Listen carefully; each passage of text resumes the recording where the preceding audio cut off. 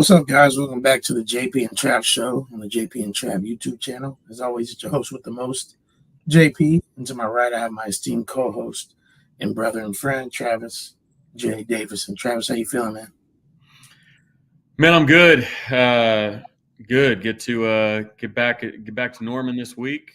Excited about it.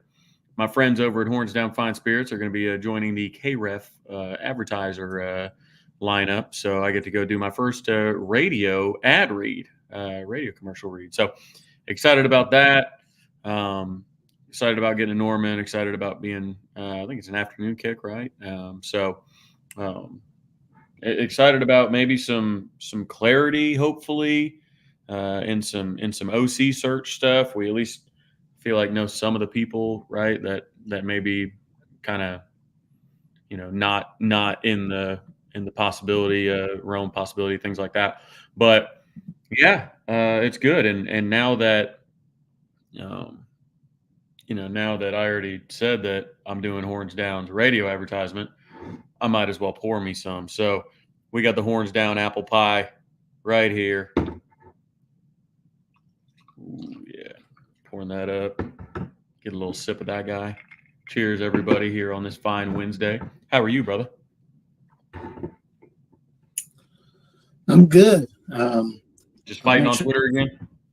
I don't know if that was it was me or you, but well, I mean, maybe a little bit of lag. So I'm good, man. I'm just trying to figure out what's going on with everybody this week. I know there's been a lot going on.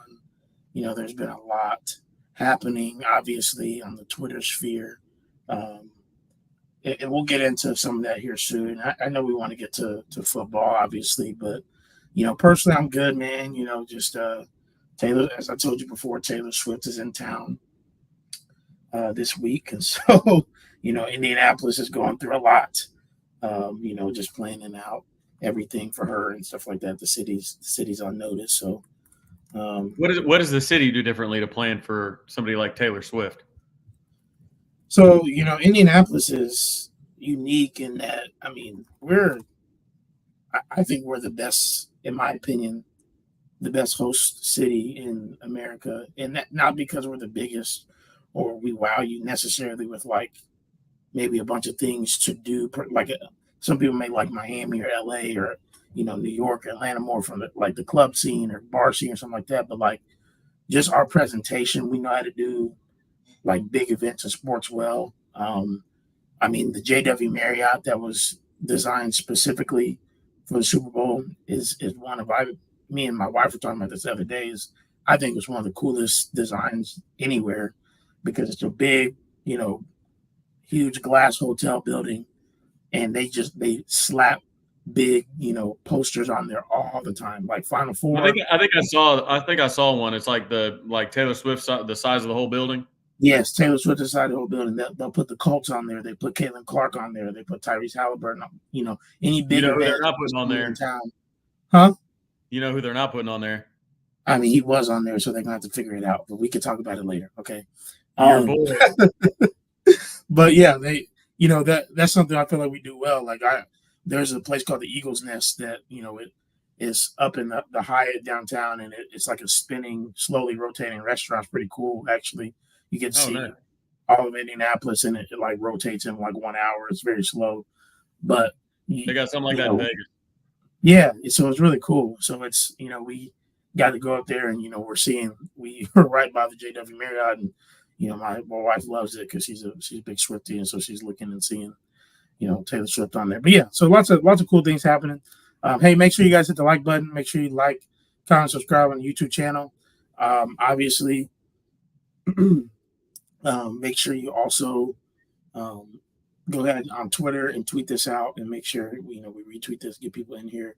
I know we've had a lot of people that have been interacting with me and Travis, and so tell them, hey, you want to interact? They're here, they're ready to go. But I'm not a Taylor Swift fan. I love my wife. Okay, just like I don't love apple orchards, but I do love my wife. And I'll be consistent in that. I'm going to stand on it. I'm going to stand all 10 toes.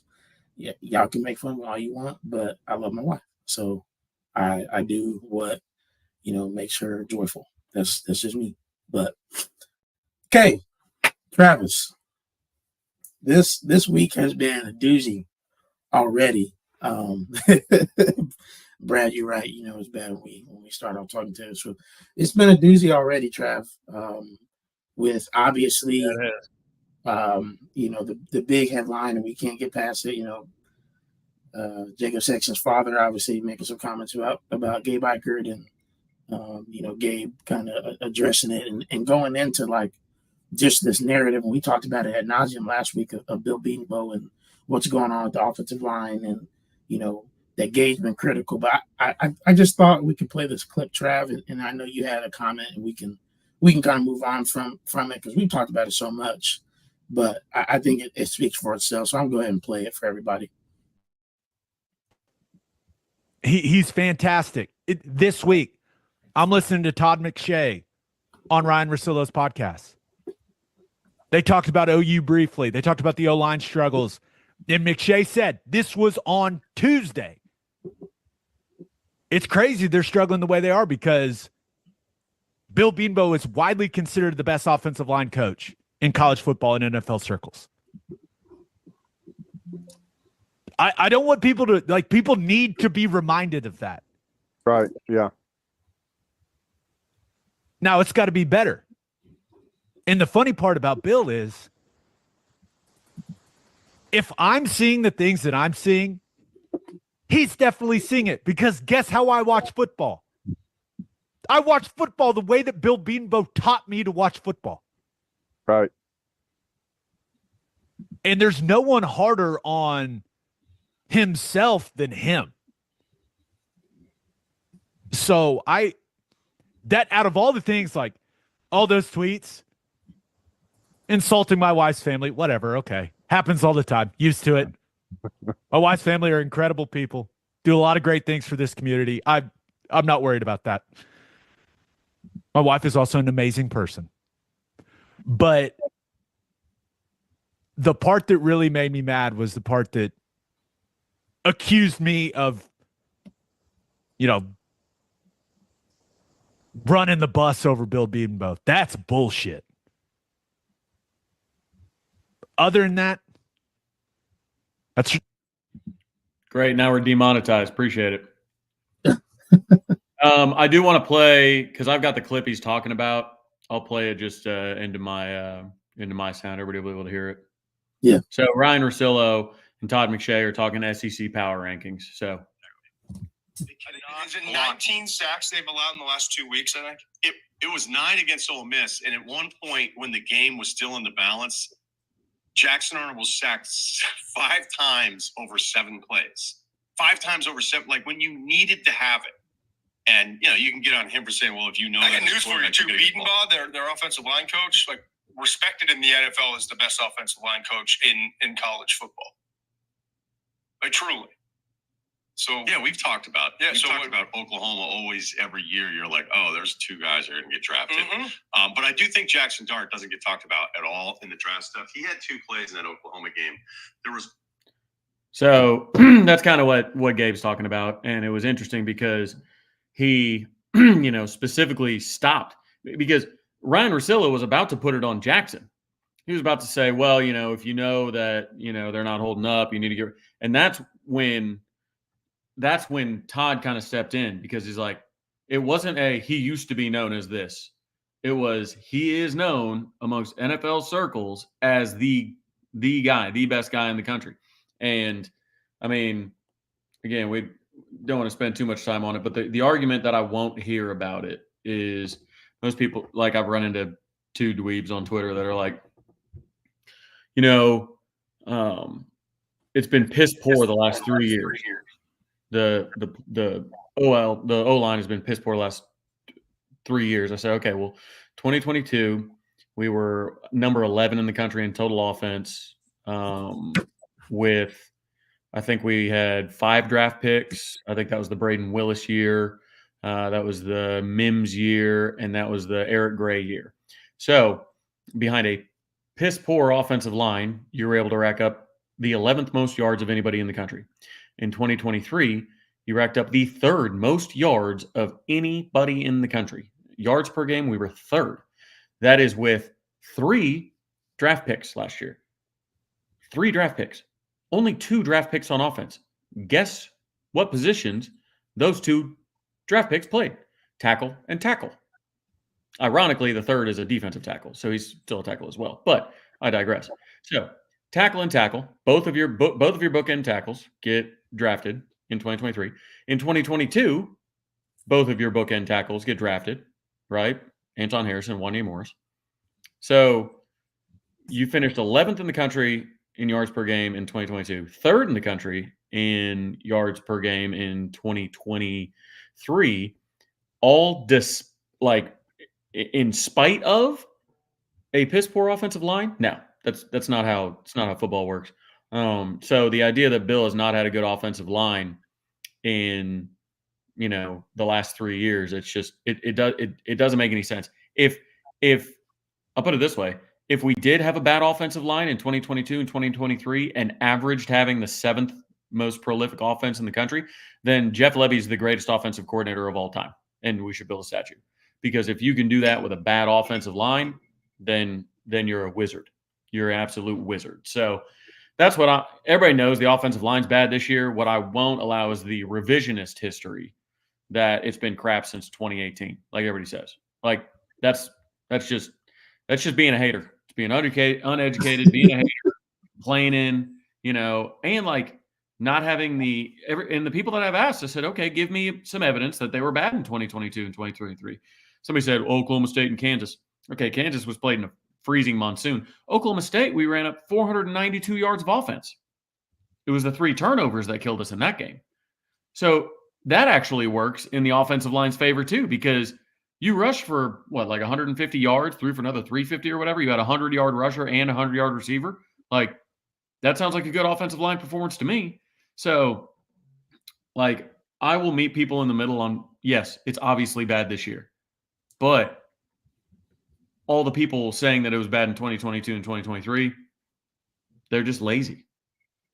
They're either lazy or dumb, and I don't think they're dumb. I don't think these are dumb people. I think these are lazy people. Yeah, no, I would agree. And last thing I'll say, and then we'll move on to a review of this week, powered by OU versus the World. Make sure you go follow him on Twitter. And you can hear me? Can you hear me good, Trav? I just want to make sure. Okay. Yep. Is that the pictures, right? They keep going around of like, look at all these names that Bill Beamer has recruited since, or that he's recruited since 2018, and they haven't panned out. And I tell one dude, like, look, man, like, if you're using 2018 and 2021 guys to talk about who hasn't panned out, to me, it's unserious because, one, the majority of those guys aren't here anymore because Lincoln left.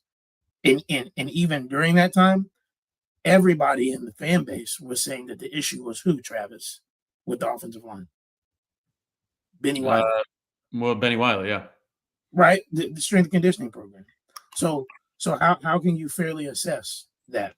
And everybody said the same thing. So now let's go, you can't fairly assess that point in time. And then now you really can't fairly assess also theoretically, right, the guys that he's recruited out of high school now, because the oldest guys are Jacob Sexton and Jake Taylor, and they've been hurt. Well, here's the thing. That list that keeps going around, it's the dumbest thing I've ever seen. Originally, they left off Anton Harrison. They spelled Heath Ozaida's name wrong, and 10 of the dudes on the list are on campus. Half of them are redshirt freshmen or younger. So right. We all know the offensive line is bad this season, but it wasn't bad in 2022, and it wasn't bad in 2023. I will challenge anybody to give me any evidence that disputes the number 3 overall ranking in offense, the number 11 overall ranking in offense. And I don't know. It's funny to me. I mean, I got a lot of evidence for 2022 and 2023. But people just want to make jokes and, maybe deflect and move goalposts and things like that. This year's offensive line is terrible. He'd be the first one to tell you that. But let's move on to some highlights. Yeah, we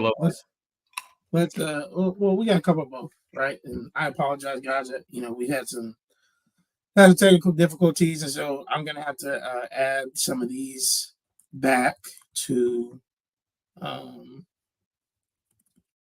gonna have to add some of these, back to here. So excuse me if there's a little bit of a noise. But remember, this is powered by LV versus the World, formerly known as Sooner Gridiron. Make sure you guys follow him on Twitter. Still trying to get his account back. It's a shame what happened. He was about at 100,000, and he's somehow only at 1,300 now. I mean, it's. I was texting him. He's going to try and get it back. Last thing, Sooner Cowboy says last season OU line wasn't good at run blocking. Well, they did have a guy in Gavin Sawchuk run for 100 yards 5 straight games, and against this with this offensive line, he can't even really get in the game. So last year's run blocking was at least decent, or else you wouldn't have 5 games in a row, including the bowl game of a 100-yard rusher. But I digress. All right, let's get to this review. First one's gonna be let's start with the rough, which was that fumble that happened. Kind of we're moving the ball. It was kind of a guard pull with Fabechi and Wewu, and it was just bad all the way around. Give me a second while I add it, and I'll try to turn the volume down. So here we go. Just rough, at a rough time in the game as well. As we said before, trying to pull Fabechi around, and Ivy just shoots the gap. And that's not the first time he did that. It happened later in the fourth quarter. It was the first string of those bad sacks, actually, that were kind of in a row. And this is what I want to get at. When we were running the ball extremely well, we had 153 yards through like most of the third quarter. That was the most that Ole Miss has given up the entire season. They've only allowed over 100 yards rushing one time this year, and that was against South Carolina. But we had a great rushing performance, and then they tried to get cute, right? So if you see right here, you've got Fabechi trying to pull over around Logan Howland and take this defender. But if you see Brennan Thompson right here, Brennan Thompson is supposed to, Jackson's going to pull this, and then Brennan's supposed to get the ball, because look at old Bauer Sharp. He's turning and he's getting upfield to block. So the timing is all wrong. You've got to get – Fabechi's trying to get over there, but he really stood no chance. Tatum's got to at least get out there. Who knows? Or Jackson's got to, I don't know, be quicker with this. Don't fake the handoff. Maybe throw it to Brennan. I don't know. Something. But when they start trying to do this kind of stuff, instead of just running downhill, that's when you get in trouble. I like the idea of getting the ball to Brennan Thompson in space, but I think you should throw it to Brennan Thompson because he's often open. So on this, Fabechi's trying to get around. Howland gets inside, seals off his man like he's supposed to, but getting Fabechi over or getting Tatum to chip or having Jackson get the ball to Brennan early, something else has got to happen. Otherwise, throw this play in the trash. Because, again, Brennan Thompson right here, thinking he's getting the ball on a pitch. Jackson's got somebody in his ear hole before it even starts. I mean, look at this. He takes it around. It's and if you see it, like Bauer Sharp misses his block. Like, that's the crazy part. Like, that guy that he was going to block, he would add Brennan in the backfield because he missed the block. So I don't know. I don't like the cutesy stuff. You can't run a lot of the cutesy stuff when you're dealing with guys that are 6'6", 270 coming off the edge, and they've got a completely free run. Yeah. And the thing with this, Trav, is this wasn't the first time it was run, and it got ran 3 times in total. And so, like, you would hope that you see that he's coming off the edge screaming almost every time, and to like you said, either throw it in the trash or have a counter to it. But yeah, it was rough. Let's pull up this by PSS here. Since it's a super chat, appreciate that, man. My take, and I may be ignorant, so help me. Last few seasons, Bill Beanbo tinkers, 5, 6, 7 games before offensive line depth is figured out. My take is in the SEC, he doesn't have that kind of grace anymore, and that must change. I totally agree. You know, he's usually used. He always recruits guys that can play multiple positions, and then tries to find the best through spring, fall camp. He usually has most of the starters figured out, but he'll rotate a couple guys in to see who's best. This year was thrown to the wind on that. I mean, you have. Let's just go left to right. So, Jake Sexton tore his ACL. He was coming back, right? So you had to go get another tackle. Well, when he gets ready, you've got right or left guard in Garen Hatchett. He tears a muscle in his upper body, we'll say. So he's no good. Now you've got to put in, well, and then let's keep going down the line. Center, Troy Everett had a hurt knee. So you got to go get, and he hurt it in camp. So you've got to go get Branson Hickman to then come in and play. Well, now he's dealing with an ankle. So then you got to put in Josh Bates to play. Well, now he's dealing with an elbow. So you've got to move Jake Sexton inside to guard, screw up his tackle development, and then put somebody else out at tackle because they want experience in next to the inexperience. Right guard for Becci, he's been the only one that's been consistent at the position. And then at right tackle, you had Jake Taylor, who's dealing with some very serious injuries right now. And then you had Tarquin kind of spelling that, Spencer Brown spelling that as well, Tarquin helping out at left. But that's the issue is it wasn't just, hey, we're going to try and figure it out over the next, 6-7 weeks. It's we're throwing whatever healthy bodies we can get in there while trying to balance experience and inexperience across the line. And they were just drawing dead from the beginning. You already have 5 new starters on the offensive line. When 4 out of your 5 new starters all get hurt, now you've got 5 new starters and 4 of them are backups. Not good. Yeah. That's funny. I bet you it was the only one staying healthy because you ain't talking to nobody.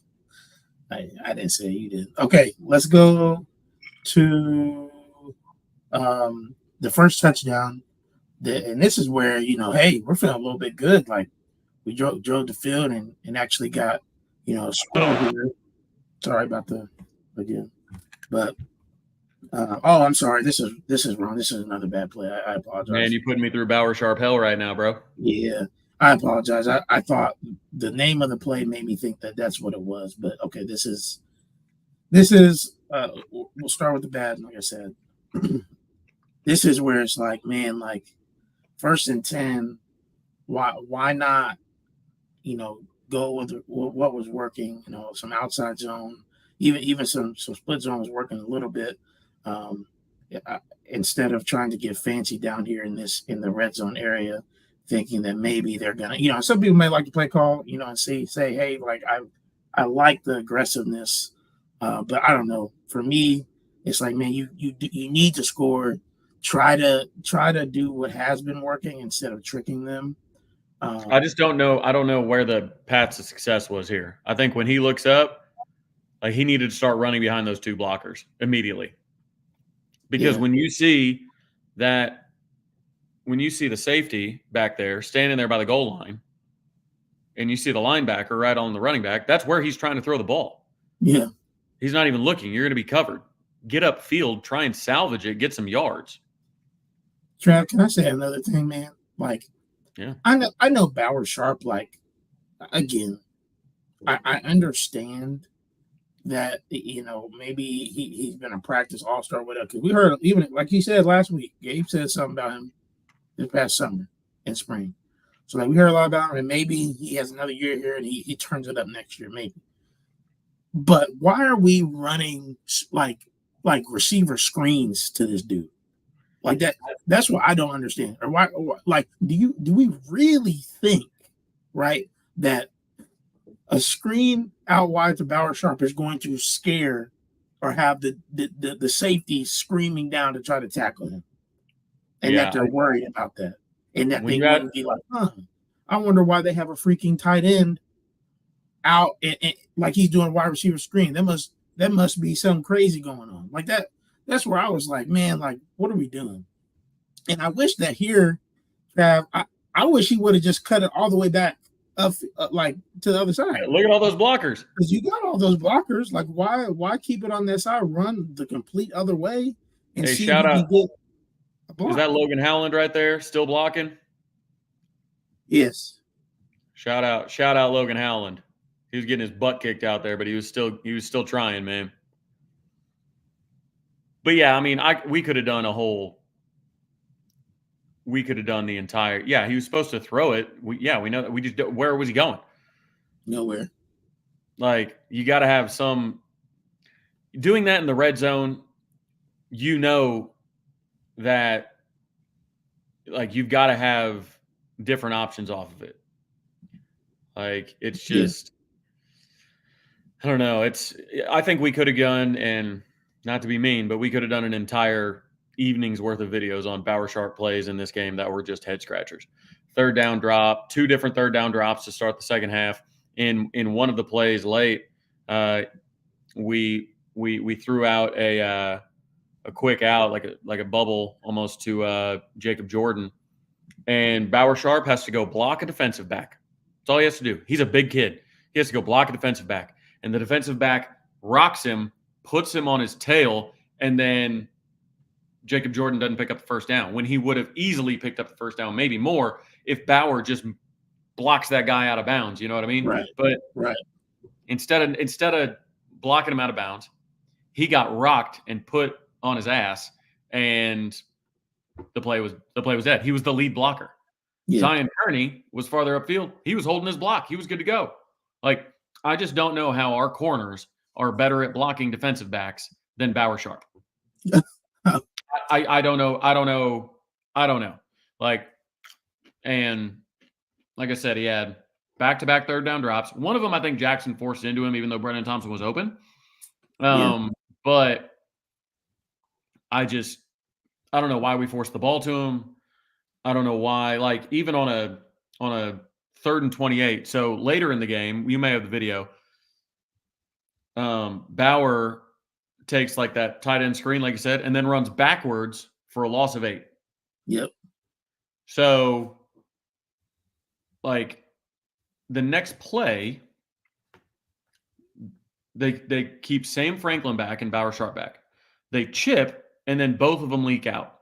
On one side, you have Bauer Sharp, who's got a linebacker in his hip pocket. On the other side, you have Sam Franklin, who doesn't have anybody until the safeties, and he's a running back. Yeah. Jackson throws it to Bauer. Like, it's just this weird.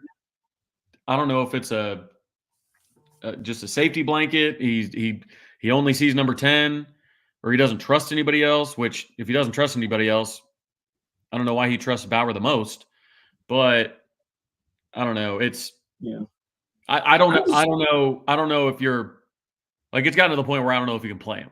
Like, if he's gonna be your lead blocker and he's gonna get blown up by a safety at his size, and he's gonna drop passes, and like, I don't know what he gives you that, like, Caden Helms wouldn't give you. Right. Like, Caden would get in there and block somebody, and Caden can catch the ball. He was a receiving tight end. Right. All right. I don't know either, man. But all right, this is the touchdown that I was talking about. So, after Ovis scores, obviously, and we get a few stops and get another opportunity, because we almost scored for this when we were stopped, right? Fourth on the 1 yard line, which, again, I was happy that we got down there and frustrated that we didn't, and especially with the play call that it was. But I digress.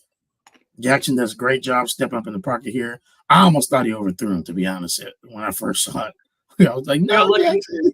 We got lucky with this because we got away with illegal contact off offensive OPI down the field. Who was that? Watch Bauer. He gets all the way down here. Oh, man. Yeah. And if I swear that rep that he's right next to right now, thank God he didn't throw the flag, because he's 6 yards down the field. Right here. And just two-hand shoves the dude. Boom. Backwards. That's the most physical he's been all day. Yeah, that's offensive. He's supposed to block him every day of the week. So he hits him, and then he's wide open after that, because he put the guy on his heels. So thank goodness that didn't get called. Yeah. But I mean, that's way downfield, man. Yeah. So it's wild And Jack, I'll say this, I think Jackson played, in my opinion, and I know it's not saying much because of what we've had this year. I think he plays best game of the year besides like Tulane. I think Jackson general, played well. I thought he made great throws. He had great feel, like right here, stepping up in the pocket, being a playmaker, and seeing that. Like, that's what we expected from him, right? That's what we expect to see initially. We didn't. And maybe it was the benching that did that. I think it helped. I think it helped. It took what it did what it needed to do. Right. But yeah, great job here. And I mean, this is decent. I mean, this is, again, I understand that the offensive line in the fourth quarter did what they did. But before that, I mean, they were playing well. They were in all phases, really. And so it was really just the last, and we can get into that more later, but, those last few plays, they're like, obviously you pin your ears back. You can't have happen. You can't just allow, guys through. I understand that. But right. But you become one dimensional because you're getting away from the run. Yeah.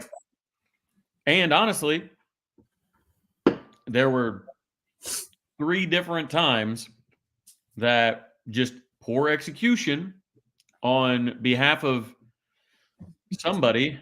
I can't think of who it is. 3 first downs that we didn't get, 3 third downs that we didn't convert. And we were 7 for 9 on third down in the first half and then lost all momentum. The first 6 possessions of the second half went like this. OU 3 and out, Ole Miss touchdown. OU 3 and out, Ole Miss touchdown. OU 6 plays, 0 yards, Ole Miss field goal. I mean, when you've gone 3 and out twice and a 6 and out, if you will, and give up 17 points in that time,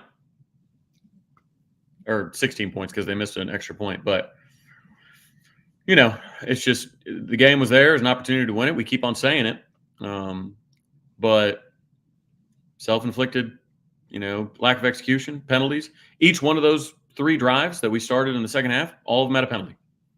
All of them got behind the chains, off schedule. Can't do it. Yeah. Yep. And it was like it wasn't even figuring it out to stop them from running. It was the offense was working fine. It was just people screwing up. Yeah. No, 100%. Now let's get into who a lot of people felt like was the best player on the field.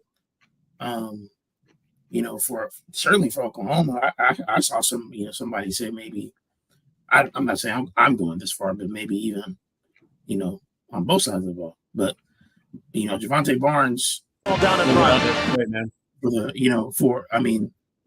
I think this is his best game since best he's looked since that Florida State game. Right. So yeah, let's watch a couple of these runs here. Breaking tackle. I mean, it's the first time we've seen broken tackles this whole year, I feel like. Well, he had wiggle and he had, the ability to make, he was making people miss and he was running through trash. And he had a great game, man. He had over 60 yards rushing and over 50 yards receiving. He led the team in both categories.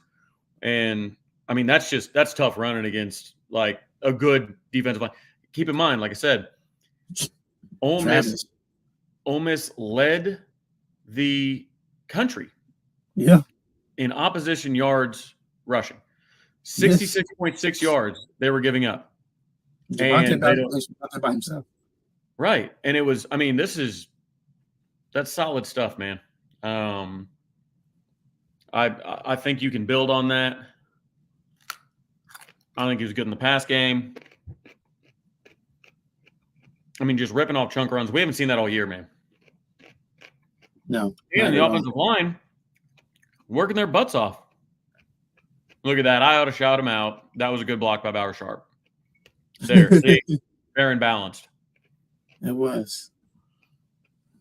I agree. Now let's look at also. That's how it's supposed to look. That's how it's supposed to look. Golding sending Chris Ball on the line. In the passing game, Javonte Barnes was plenty of swing passes from Jackson Arnold that he just turned into, explosive plays. 10, look at Jacob Jordan getting out there and blocking somebody. Hey, I like that kid, man. And I like Jackson Arnold getting the ball out of his hands quickly. Yeah. Not holding on to it too long, And he maybe did a little bit towards the end, but again, you're pressing, you're trying to make a play.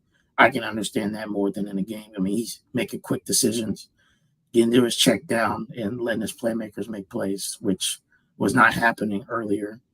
You don't see it, get off of it. He got pressure in his face, getting it out, and Javonte did what he needed to do. Right. Yeah, shout out Javonte, man. Yeah, Christian says just got in that drive D in the first half. I think it's the best drive of the year for this offense. Couldn't agree more. What have you been waiting on this whole time, right? What has Brent Venables struggled with? The middle eight. The middle eight is the last 4 minutes of the first half and the first 4 minutes of the second half. We still sucked in the first 4 minutes of the second half, but let's appreciate that we got the ball with like 2:44 left in the game, or 2:44 left in the first half, and you ran like a 2 minutes and 38 seconds off the clock and scored with 6 seconds left. 13-play, 92-yard drive. That is as good as it gets. And Joe John doing that in his first half of ever calling an offense, not enough to keep a job, but maybe we'll write you a letter of recommendation. Yeah. 100%, bro. 100%. All right, let's get to who's turning into just a Sooner favorite right now, a freshman, walk-on receiver, in Jacob Jordan, who, OU fans a lot of hope. Like at this point in time, OU fans are thinking, could we potentially win this game? I mean, that's what I thought at halftime. I was like, we got second half to go, but man, like, this is the best offense that's looked. And again, look, everybody wants to beat up on Logan Howland. Logan Howland is a freshman, bro. Like, he's going against converted tight end who are beasts. Like, he's gonna be. We think he may be good in the future, but this is tough position to get thrown into. Okay, so he gets beat. Obviously, he's the only one on offensive line that gets beat here. But Jackson. But he stays with it. He stays with it. He does. Yep. Gets back and gives Jackson some more breathing room. And he finds Jacob Jordan over here. Jacob Jordan does a great job working with Jackson. Yep. Still running. Great catch here. I mean, I'm telling you, Ole Miss fans were quiet at this point in time. Like, yo. OU fans are quiet too because their jaws were on the floor going, wait, what? We can actually score? Sam Franklin in on that touchdown too. Sam Franklin got some snaps, man. Yeah. But I like how Howland stuck with it. He obviously got beat. But, they could have called defensive offsides there. I didn't even notice that. But staying with him, not just, putting hands on his hips because he got beat. Yep. Ozida staying strong in there. That's a good defensive line, man. It is. I mean, we're playing all the top teams in the SEC this year, and they've all had, obviously great defensive line. So this is probably the only week we're going to get a freaking break. Honestly, seeing what Georgia did to Texas is often. Look at Emma Jones right there. Pause. He run and go. Ooh. He's excited, man, as he should be, man. This is a longer conversation. We can have this another time, but like, it's interesting. Thanks, Bagman. I am not on the fire Bill Beatonbow train. I don't know where you got that from. Nothing I've said has made me on that train. Nope. But man, I don't understand how it's as much credit to Jacob Jordan as it is. I think like what's going on with our other 4-star receivers that like Zion Ragens and Zion Kearney are not. Being able and Jaquez Petaway, like where are they at? Is it that they're trying to redshirt them? Is that what it is? And they're gonna play these last 4 games? Like I don't know what's going on. I don't know how they're not willing to see the field or able to see the field. And I'm not gonna. I know a lot of fans sit here and say, "Well, it's the coach's fault. They need to put people out there." Look, I'm trusting that they're putting out there who's ready to be out there, bruh. If Jacob Jordan is ready to be out there, it's because he's shown it.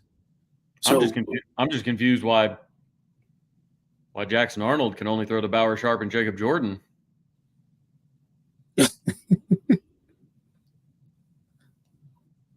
Hey, I mean, I'm wondering, you got any ideas? I don't know. Probably because Chad, they're you got any open. ideas? I don't know. Sam Did you? Franklin Are was you open. saying? Brennan Thompson was Are open. you saying Kearney and Petaway are redshirting? Is that what you're saying, or what? What are we? What are we No, saying? But, they yeah, I mean, definitely. JJ Hester did get a catch in this game. JJ across the middle. That was nice. Yeah, that was nice. Yeah, JJ's But not small. He's 6'2", 210. he's not. 6'3", He's not. He's not small. But yeah, I don't know, man. Like we're missing our receivers, and Yeah. you throw who you have confidence when. Brennan Thompson was open a lot of the day, and I don't know. Like I don't know why he's not getting the ball more. I mean, I saw it on rewatch. I rewatched it twice. I was like, how? Like, I don't know. They got to get those guys, to take I don't know, maybe a retreat. Just those two, go out and throw to each other. I feel so bad for Brennan Thompson, man. Like, and I can see from the Cowboys that Jackson Arnold is not comfortable with offensive line play. But that doesn't matter. That doesn't. If you're comfortable throwing to one guy, you should be comfortable throwing to another. If your blocking's the same for both of them, why is he wanting to throw to Bauer Sharp when he's covered and not Brennan Thompson when he's open? Why does he want to throw in Bauer Sharp when he's covered and not Sam Franklin when he doesn't have anybody within 10 yards of him? Why is he staring down Bauer Sharp from across? That has nothing to do with your blocking. Like they block for you as you throw to this way, just as you throw that way, or just as you throw this level, as you throw that level. Like he's not having to, he's not having to really load up. Like he doesn't need a lot of time to like load up and throw the ball 15 yards versus throwing it 8 yards. Like he's got enough time. If he's got enough time to throw it there, he's got enough time to throw it there. That's my confusion. Yeah. Who knows? Maybe this game against Maine will get some confidence back. Let's hope. And speaking of, let's go ahead and go to that preview of OU versus Maine. Obviously, the Maine Black Bears are coming to Norman, and they are an FCS squad. They are. Let me see what their record is. 4-4. A couple 4-4 teams squaring off. They're 4-4. 4-4. They've lost to Hampton, University of New Hampshire, Montana State, and Monmouth. Or it's not Hampton. That was last year. I apologize. New Hampshire, Montana State, Monmouth, and the University of Delaware. So, listen. Let's just be for real. This is. I want to be crazy, but this is guaranteed dub. And that's not Joe Flacco's Delaware. It's not. Joe Flacco, otherwise known as the starting quarterback for the Indianapolis Colts. Yes, he is. Indeed. Look, we can talk about that at the end, but I know there's been some emotional OU fans in the midst of everything the last few weeks. They're like, well, is Maine even guaranteed? Yes, it is. We will destroy them and dominate them. Now, whether that I'm not saying we'll dominate them 50-0. I mean, it could be 35-0. I don't know, but I think this is a game where maybe you get some confidence back. You find out what you're good at, and you do it, and you ask your offensive line to go dominate because they should in this game. And maybe they can get back right in some ways. Your defense should dominate. If something besides that happens, the tone of this podcast next week may be completely different. I'm not going to lie to you. But, Trav, what are your thoughts? My thought is all year we've asked, what does this team do well? And we haven't had an answer for it. On the offensive side, at least.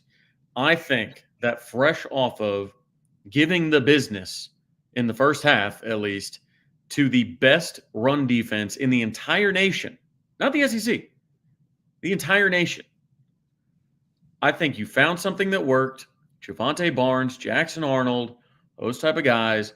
I think they found something that worked. I want them to build their confidence with their run blocking, build their confidence with running the ball against the 57th best pass or rush defense in the FCS, not the FBS, not football, the FCS, Football Championship Series, subdivision.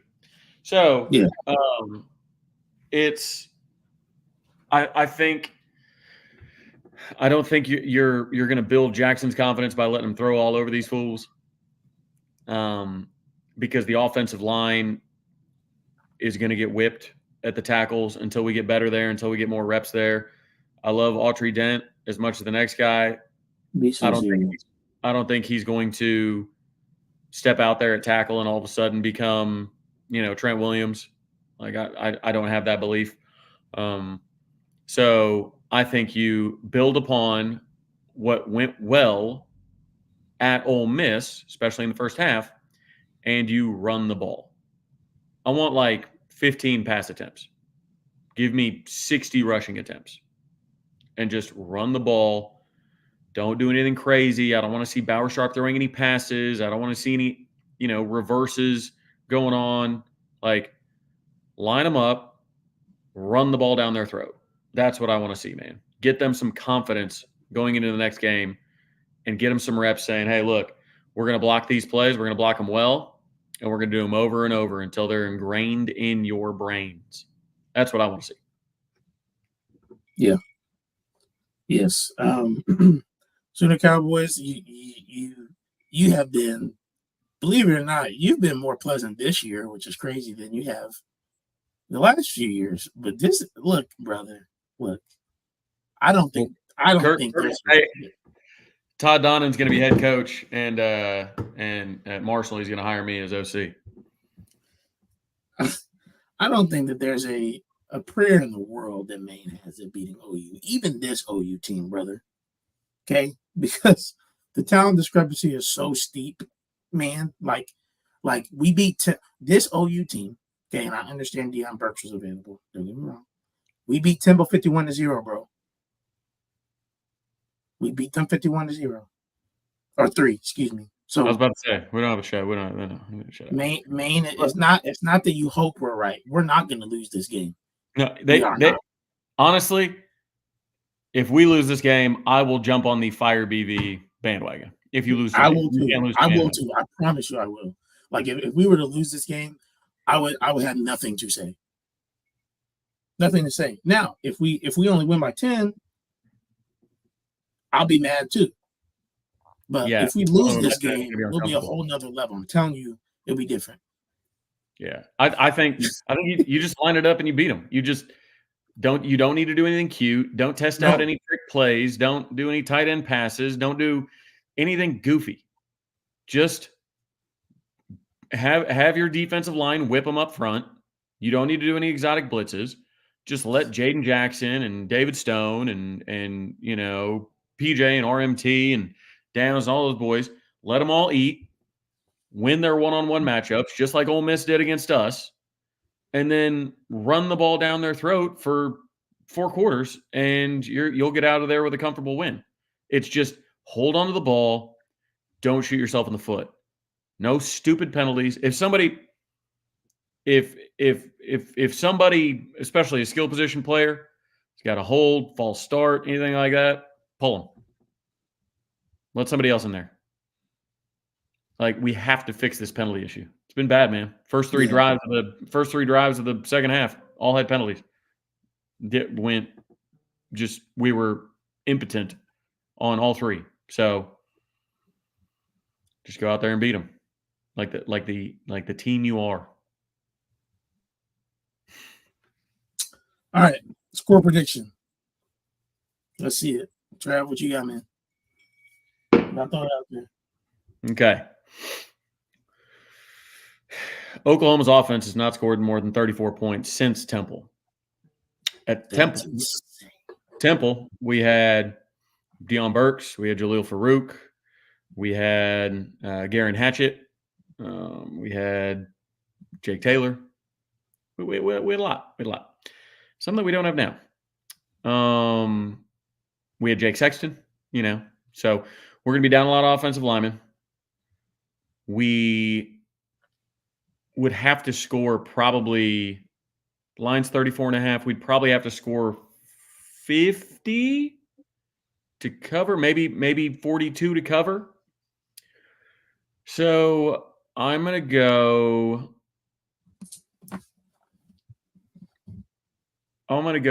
30. I don't think we're going to take a lot of bombs this game. I don't think we need to.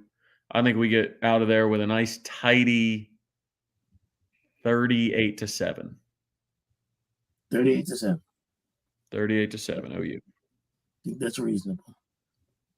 Not a cover, still a win, but a boring win. Like, play defense. Like, the last time we scored more than 34 points, one of them was a special teams touchdown, and the defense forced 6 turnovers. So, on our best day so far, our offense just hasn't been able to line it up and go score 40. Yeah. So, maybe Joe John, maybe Joe John surprises me and puts up a 60 burger. Who knows? That would be crazy. I'll believe it when I see it. Right. I think we could, and I'm going to throw a defensive touchdown or something like that in here. So I'm going to say 42-3 is my score prediction personally. You get 3. No, I don't think it'll be that bad. I mean, look, guys, we're talking. If we get 3 turnovers, we'll score in the 40s. Yeah, I think we could score in the 50s if we get 3 turnovers. We could. But we'll see. We'll see what it looks like. I know everybody's gun shy, and I've been gun shy the last few weeks. Like, I haven't said more than 20 points, I don't think, in my score predictions the last couple of weeks. Me and Trav picked against OU, right? And obviously we were right. But, it is what it is. So we'll see. Hopefully people can feel, a little bit better. I don't know that they will. Even if we look good, it's gonna be like, hey, it's Maine, which I get. I understand that. I'm not saying that, but hey, if we look good, let it lie for a week, and then let's see if we can go to Missouri and just shut them up. Just build some confidence, man. Build confidence in the run game. Do what you do well, and go into Missouri and say, hey, look, we're gonna run it down your throat. You can line up and try and stop us, but we know 4 plays. And it's all with our 4 plays are just run it down your throat. So figure it out. We're going to line up and try and beat you with the offensive line that Caden Green left for the bench. So, anyways, Les brings up a good point about the weather. Again, just run it. Just run it. You do it well now. I think you did it well against the toughest run defense in the country. So if you can do it well against them, I think you can do it well against Maine. So. Yeah, go and run this fan base. We're not a top team this year, Frankie. So I don't care. Like, I don't care if it's Maine. This fan base needs like a 300-yard rushing game from OU, like 300, 350. Like, just all they do, just run the ball, please. Like, I need a run the damn ball hat. Yes, please. Please, I'm just begging you. I swear to God, if it's the first series and I see a double pass with Bauer Sharp, I'm gonna break into the booth and I'm gonna wrap the cord of the headset around Joe John, put my foot in his back. Like, no, none of that. Yeah, I like to see kind of where it goes from here. Okay, last couple minutes. We haven't done this in a while. Let's switch it up. Because of the vibes, hopefully next week I'll bring back this or that next week. Q&A. Let's do a couple questions. Oh man, Kirby's been licking his chops for this one. He's been licking his chops. So let's do a couple questions before we get out of here. Sooner Cowboy, if I see a fumble or a turnover, it'll feel like Kansas, right? The Kansas game. Okay. Kirby, Colts Vikings prediction. I mean, with Joe Flacco starting.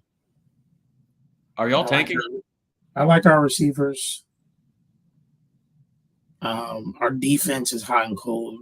So if they play a cold game, I think y'all could beat us by 14, depending on how Sam Darnold plays. TJ Hawkinson back in the lineup. If they play like they did last week, If they play like they did last week, then I would have us favored, in my opinion. Interesting. If you go try to stop JT, if you load the box with JT, Joe Flacco, I mean, he's good enough to dice you up. I'm not saying he's amazing, but he's good enough to dice you up. He's proven that. Joe Flacco He's had 300 plus yard games a bunch of times the last year with Cleveland, this year already with us against good defenses, and we have the receivers to do it. Pittman's good. Josh Downs is a burner in the middle. Alec Pierce is a burner as well. Adonai Mitchell, all of them have the potential to, do good things. You guys have the best player on the field with Justin Jefferson, obviously, but we have the second best player in Jonathan Taylor. So, be interesting to see how it goes. This is you and Joe Flacco right now. What'd you say, Travis? Bringing up. This is you and Joe Flacco right now. Oh no. Trying to gas it up. All right. Hopefully.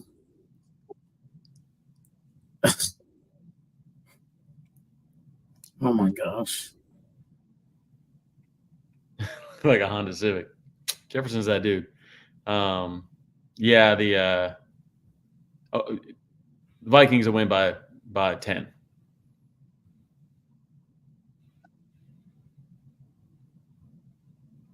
By how much? 10? 10. Man. That's quite the prediction, Travis. We get Hawkinson Am back. I lagging? We get Hawkinson back. I'm the one who's lagging? You must be. I don't know. Could be me, I suppose. We got 2.5 minutes. It looked like you lagging, so. Could be. All right. Do you want to talk about offensive coordinators?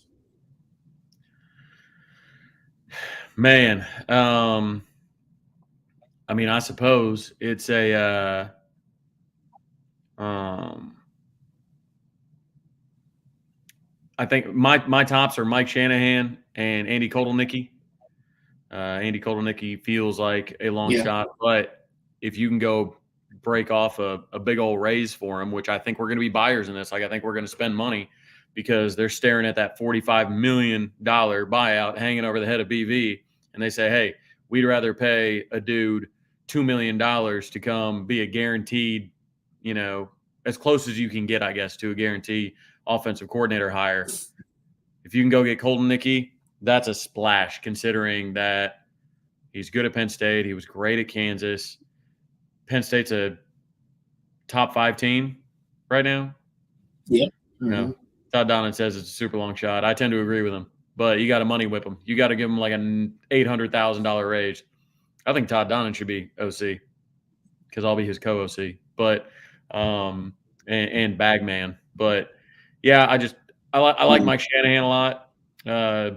Indiana's still undefeated, so it's kind of weird. Like, people were like GJ Kinney, and then his offense fell off a cliff, and then it was like Willie Korn, and then they lost to Kennesaw State.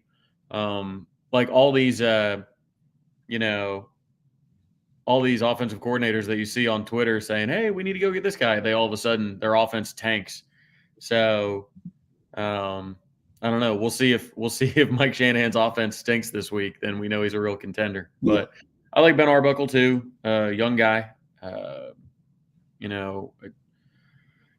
It's really, I think you're going to have to go with like a Joe Craddock or a Ben Arbuckle or somebody young like that that's at a smaller school that's doing some good things.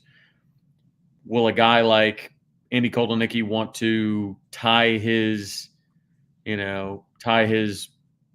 upward trajectory to a head coach that's going to enter 2025 on a hot seat? I don't know. Maybe not. Will a guy like Craddock for a big pay raise? Will a guy like Cade Bell for a big pay raise? Will Mike Shanahan? I don't know. I think Shanahan's more of a long shot than people probably think, even though he'd be at the top of my list. Right. I like Mike Shanahan, but yeah, Dan Mullen, people have talked about him. I've talked to some people decently close to him that say no, even though he was asked last year. apparently before Brent hired Seth, he asked Dan Mullen if he wanted the job. So I don't think he'd come to be the OC. You just kind of walk that line, right? Like you can pay somebody big. You want somebody young.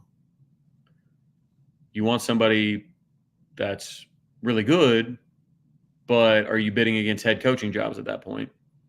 And if they're really good, will they join a staff that is run by a guy that's going to be on a hot seat in year one? You know what I mean? So there's going to be some hesitation by some guys because of those things. They're going to need some guarantees in their contracts and whatnot, and who knows? But it's you gotta open up the checkbook, because paying somebody $2 million is better than paying somebody else $45 million.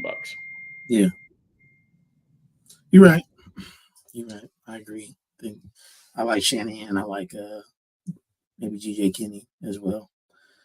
Chester, we talked about OU like 90% of the show, brother.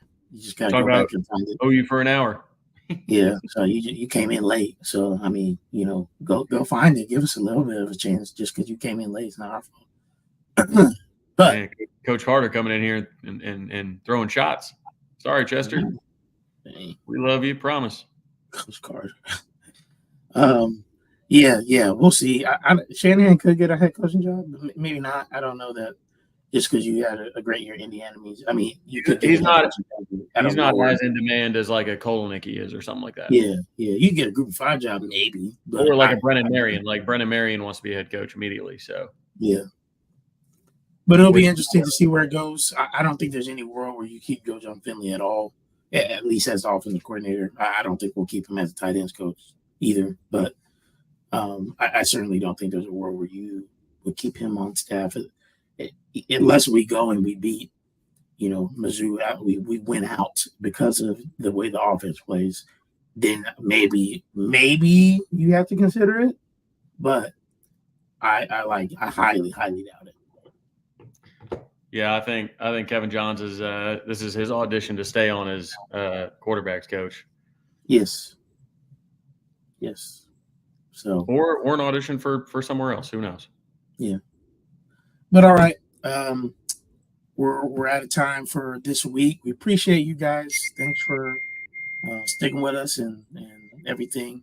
I'm working on trying to figure out the live chat thing. I don't know. We use StreamYard as a platform. I don't know that that's a capability we can do on a StreamYard. I know we like to have the live chat available for those of you who come up later. I will make sure I do a better job of, if we're referencing a comment, putting it up there so that you guys can see it instead of us just talking about it. But regardless, we appreciate you guys. Go have a great week. Trav, you have a great week, brother. And, I fully expect to be talking about OU being 5-4. And if we're talking about OU being 4-5, it will probably turn into a should we be looking for a new head coach? Because that would be the point where I'm all for BV. I still am. But like if that were to happen, the whole program is imploded, in my opinion. And that is not where I think.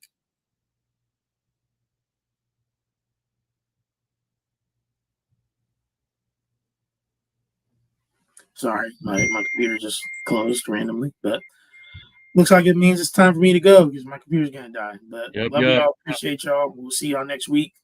Boomer.